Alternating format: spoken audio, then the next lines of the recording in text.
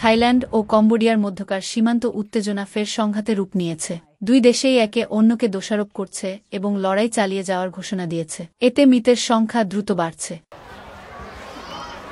কম্বোডিয়ার প্রতিরক্ষা মন্ত্রণালয় জানিয়েছে, সোমবার থেকে এখন পর্যন্ত তাদের দেশে ৯ জন বেসামরিক নাগরিক নিহত এবং ২০ জন আহত হয়েছে। থাই সেনাবাহিনী জানিয়েছে, সংঘাত শুরুর পর থেকে তাদের ৪ সৈন্য নিহত এবং ৬৮ জন আহত হয়েছে।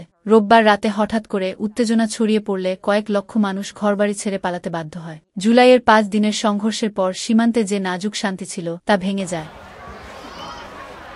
জুলাইয়ের সেই সংঘর্ষে দুপক্ষের অন্তত ৪৮ জন নিহত হয়েছিল এবং ৩ লাখের বেশি মানুষকে সরিয়ে নিতে হয়েছিল। মালয়েশিয়ার প্রধানমন্ত্রী আনোয়ার ইব্রাহিম এবং যুক্তরাষ্ট্রের প্রেসিডেন্ট ডোনাল্ড ট্রাম্পের মধ্যস্থতায় তখন যুদ্ধবিরতি হয়েছিল। তবে গত মাসে একটি ল্যান্ডমাইনে সৈন্য গুরুতর আহত হওয়ার পর থাইল্যান্ড সেই সমঝোতা বাস্তবায়ন স্থগিত করে। থাইল্যান্ডের প্রধানমন্ত্রী আনুতিন চার্নভিরাকুল বলেছেন, কম্বোডিয়া আলোচনার জন্য যোগাযোগ করেনি, তাই লড়াই চলবে। তার ভাষায়, যা করার দরকার আমরা তাই করব। থাই সেনাবাহিনী অভিযোগ করেছে, কম্বোডিয়া মঙ্গলবার থাই অবস্থানে কামান, রকেট ও ড্রোন হামলা চালিয়েছে।